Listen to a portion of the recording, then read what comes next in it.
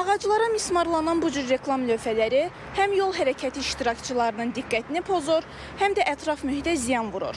Reklam vasitəsilə gəlir əldə etmək istəyən bəzi şəxslər ətraf mühitə vurduğu ziyandan xəbərsizdir.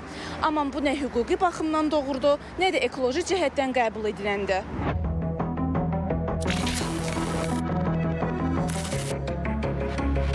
Qadağan edilməsinə baxmayaraq bəzi sahibkarlar reklam lövhələrini icazəsiz şəkildə yaşıllıq ərazilərdə yerləşdirirlər. Onlar bu üsulla həm pul ödəməkdən yayınırlar, həm təbiətə, həm də şəhərin estetik görünüşünə zərər vururlar. Azərbaycan Dövlət Reklam Agentliyindən bildirildi ki, belə hallarda məsuliyyət birbaşa reklam sifarişçisi və icraçısının üzərinə düşür. Dövlət Reklam Agentliyi tənzimləyici qurum kimi açıq məkandakı reklamların qanunvericiliyə uyğunluğu, estetik görünüşü ilə yanaşı onların təhlükəsiz istismarına xüsusi diqqət yetirir. Təəssüflər olsun ki, bəzi hallarda sahibkarlar bu prinsipləri pozaraq yaşıllıq zonalarında, yol nişanlarına yaxın ərazilərdə qanunsuz reklam lövhələri yerləşdirirlər. Və bu isə öz növbəsində həm qanunvericiliyin pozulması deməkdir, həm də təbiətə zərər vurur.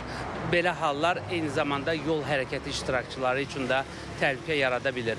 Bununla bağlı tərəfimizdən mütəmadi monitorinqlər aparılır və bu cür reklam lövhələri demontaj edilir. Dövlət Reklam Agentliyi icazəsiz reklam yerləşdirənlərə qarşı inzibati cəza tədbirləri tətbiq edəcək. Xatırladaq ki, qanunvericiliyə əsasən reklam qaydalarının pozulmasına görə 300 manatdan 10.000 manata dək cərimə nəzərdə tutulub. Zemfira Rəcəb, Ramin İsmailov.